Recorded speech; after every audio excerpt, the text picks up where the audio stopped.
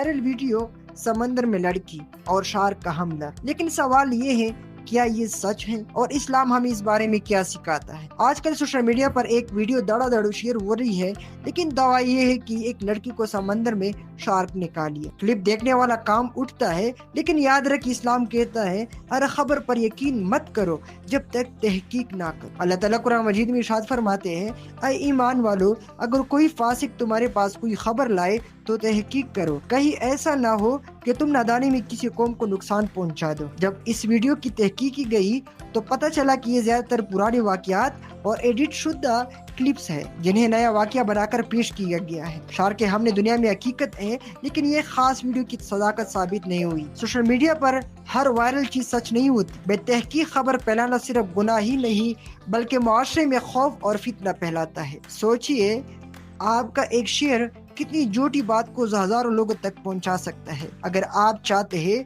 कि सच झूठ पर गालिब आए तो अभी लाइक करें, शेयर करें और अपनी राय कमेंट्स में लिखें। मजीद सच पर मबनी मवाद के लिए चैनल सब्सक्राइब करें और बेल आइकन जरूर दबाएं। शुक्रिया।